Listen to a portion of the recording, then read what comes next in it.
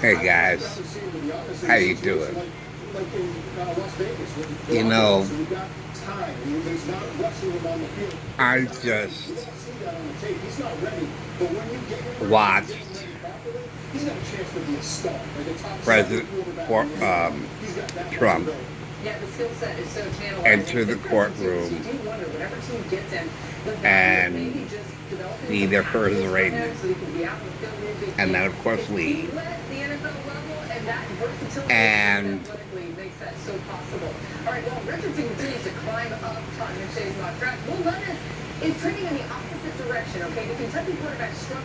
all 34 charges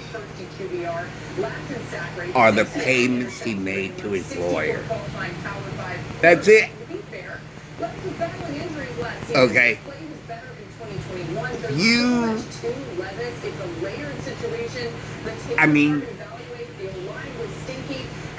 Budgeting your money is very wise, very smart, and very workable. My mom said to me, because there was a point where I owed so many people so much money. And like, and my mom said to me, because each one wanted the full payment, and this, that, and the other, or they'll only accept this small amount, which was more than I can afford. Asked my mom what to do about this, because I was like freaking out. And Mom said, "How many people do you owe money to?" I told her. She says, "How much money do you get?" I told her. She says, "How much is your rent?" I told her. How much food do you have? And so she laid out all the budgeting. And she said, "You can't get blood from a stone." And she said, "What you do is you send $5 to everybody you owe." Okay? And I said, "But they said they won't accept anything less than such and such amount." Mom said, "They're not gonna." So my mom said, "Pay him $5 a month." They say they won't accept anything less than that amount. They'll accept anything. If they still insist that you pay the amount you can't pay, you say to them, "You're not going to accept my money," because Mom said,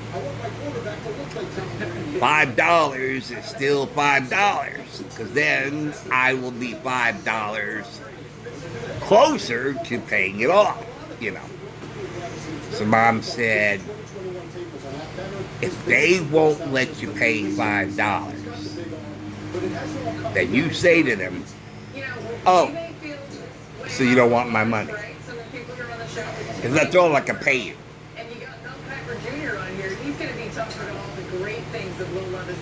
So you won't accept $5. You won't accept my money. And Mom said, they will accept $5. Once you put it like that, they will accept $5 from you.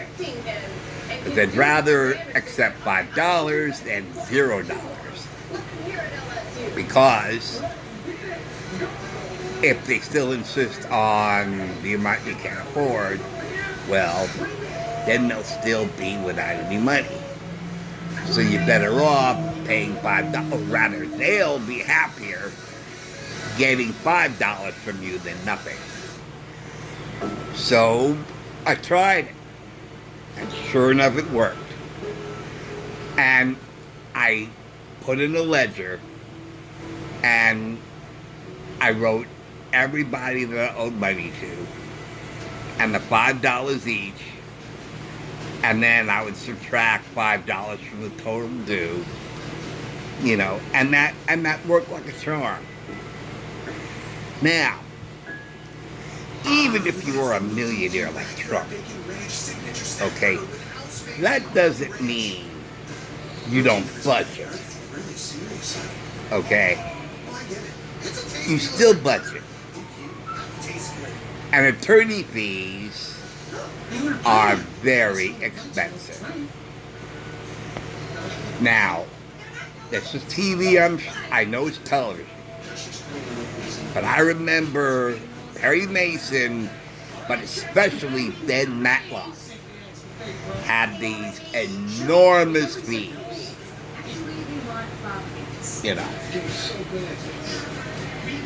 Plus, when I put together my last will and testament, I had to pay lawyers, and they were a lot of money, and yet I still had to make payments. So, President Trump, Donald Trump, even though he's got all this money, he budgets. And from looks of things, he has more than one lawyer. That's the way it appeared today, that he had more than one lawyer. So take those lawyers and multiply each person's fees, okay? Whether it's 3 or 4, okay? You gotta make payments. You gotta make payments. And that is exactly what Trump did with Cohen, with his attorney. Okay? You make arrangements to make payments. There's no crime in that. And his argument that he is just paying the legal fees that his lawyer charged him, that's not a crime. He marked it like that. So they're saying, or Bragg is saying, that him marking these payments to his attorney Cohen was a fee for his services. And Bragg is saying that's a lie to cover up the fact that it's hush money to coming in. Now, this is what's called... Bills often come as a shock, because sometimes you don't realize what's not covered until you get the bill. Reading one's mind. Physicians Mutual is important. It can give you benefits That beyond what Bragg limited coverage plans. can read Trump's mind, Especially if you're retired, and that Bragg knows Trump better than he knows himself. this isn't some discount plan or preventive coverage. And this is like my ex-wife. Bragg reminds me of my ex-wife. Like cleanings, fillings, crowns, My ex-wife could read my mind. any dentist you want. Dental insurance from Physicians Mutual. My wife could know what I'm about to say before I say it. I haven't even started. She could finish a sentence incorrectly. Or she could finish a sentence. And when I tell her that's not what I was about to say, she would call me a liar. So, Bragg reminds me of my ex-wife. and listening to him for 3 minutes. For 3 minutes, I will never get back. I will never get back those 3 minutes. Listening to this DA who takes all the felonies in New York City and the murders and all the crime in New York and reduce them to misdemeanors and lets these violent people back on the street. Rapists also. And he's preaching about crime and, this was criminal and we gotta, And when I was hearing him talk like this, oh yeah, well then tell me about all those rapists and murderers that you let off the hook by reducing their felonies to misdemeanors. Where have you heard that a rape is a misdemeanor? Are you kidding me? Murder, the taking of one's life, is a misdemeanor? Are you out of your mind? But this is brag. Who loves to brag?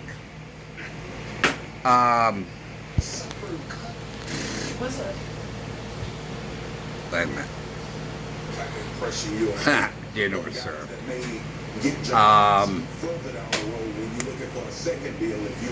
I already had a pizza, so I'm good.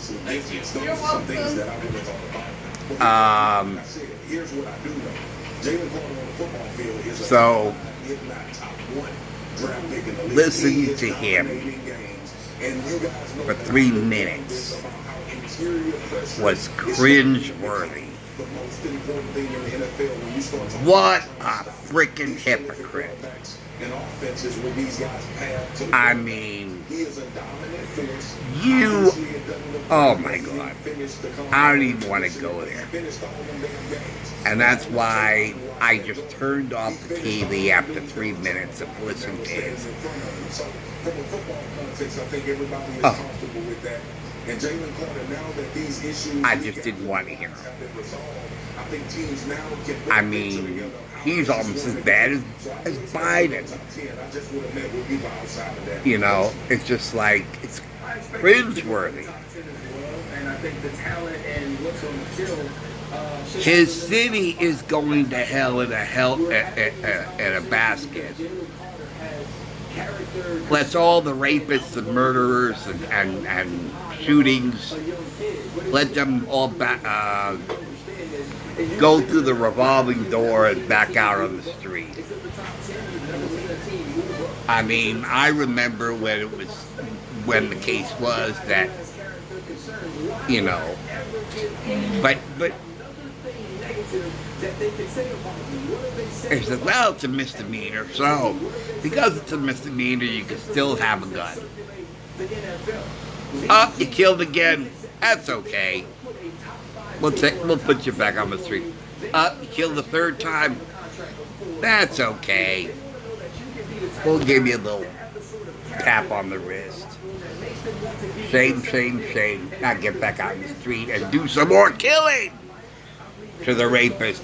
You didn't rape enough women. Go back out there and rape again. That's brag.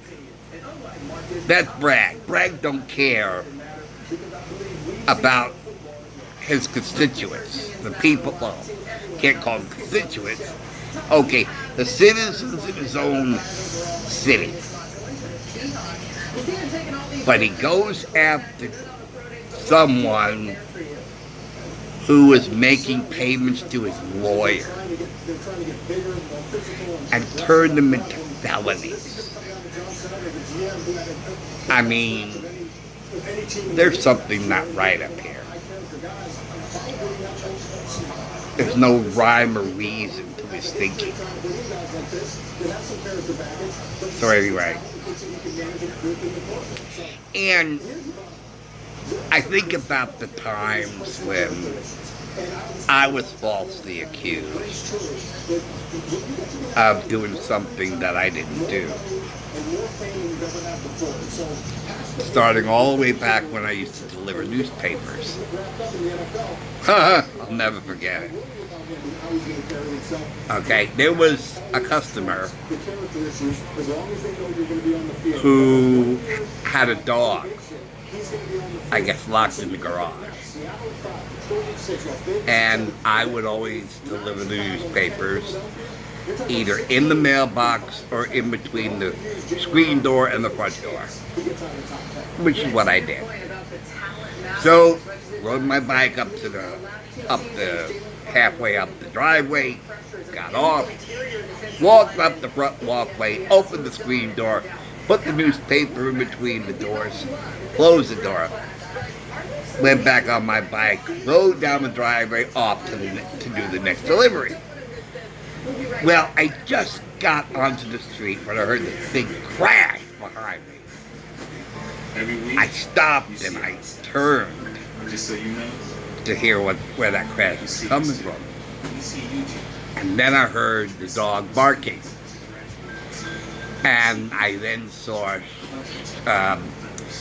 shreds of glass on the driveway under the little window. Because there was these little windows, okay, about, I don't know, 5 feet off the ground, I guess, I don't know. And I guess it was in the garage door, I thought, right? And then I come around doing collections. Ring the doorbell, lady comes to the door, and she says, "Hi, I'm collecting." The lady looked at me, she says, "You gotta be out of your mind.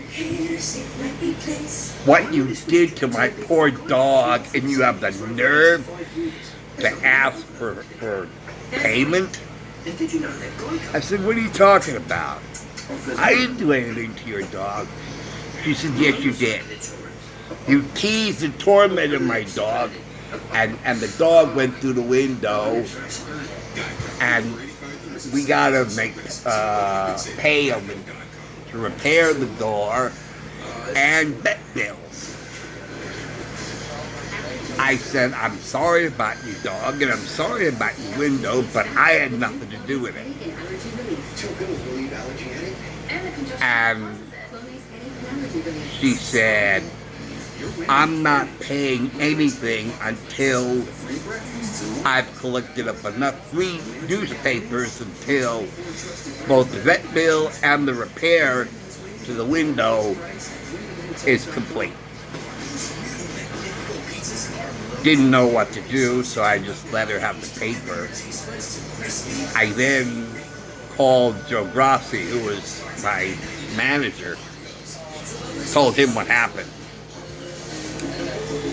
And he said, "Well, then we will stop delivering the paper." And so I didn't make any deliveries to that house for a week or so. And then Joe Grossi took me aside and says, "You know that doctor whose wife claimed that you teased the dog? They're suing the Standard Star." I said, "You've got to be kidding." He said, "Yeah. They're suing the Standard Star for the amount for the vet bills and the repair." And I said, "Oh, that's outrageous." "What, because of something I didn't do?" He said, "You want to fight it?" I said, "Heck yeah, I want to fight it. Because I did nothing to the dog." He said, "Do you have any witnesses?" I said, No. You know I don't have any witnesses. I'm riding the bike by myself. He said that would be very difficult to prove or cause doubt that you did not seize the dog. But I went ahead anyway. We went ahead anyway. We went to small claims court as a defendant. We told our side of the story. The doctor told his side of the story. He won the case, and Standard Star lost the case. And so I was ordered at that point to keep delivering the newspaper, I think until some future date,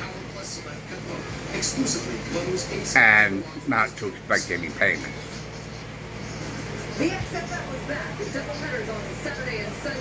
Then there were other times at VH1, and just because the talent gave me a compliment, Holly, the producer, took it personally, and she felt that made her look bad. And so she and her assistant plotted to get me off the VH1 job. And I did nothing wrong. I did nothing wrong. I lost my job at the Food Emporium. I was proven to the penny every day. But because the manager and the bookkeeper was alerted to the fact that so many people want to come onto my line because I didn't act like a robot, and I smiled and I greeted, "Oh, good afternoon, how you doing?" And I still, served them and everything. I made sure the backs weren't heavy. I made sure the bread was on top and the eggs were on top. I mean, I went out of my way to make sure that, And one day they saw this long line and the other registers were open, but nobody was on them. So they were thinking, oh, what is he doing? Is he doing some drugs in there? Is he slipping some money their way? What is he doing? So they tried to get me off the job, which they did. And I was fired. So, what's happening with Trump now, I definitely understand it. I personally understand it because I've been through it myself.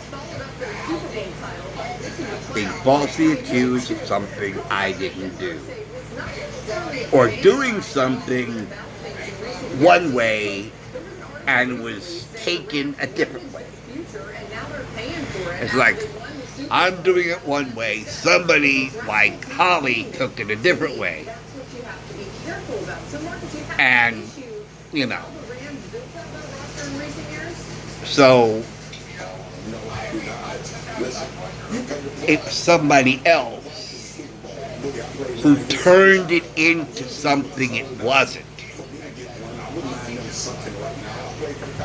And that's what Trump is going through right now. So Trump, in a way, is my hero. Because I feel a connection to Trump. Because he's going through now what I went through. So I'm his biggest cheerleader. This is injustice. These are the evil people. These are the selfish people. These are the people who is all around us, or all around us. Good guys finish last. Good guys get screwed. It's happening to Trump, and it happened to me. Well, that's it for now. Thanks for watching. Thanks for listening in. I'll see you guys later. Alright. See you soon. Bye.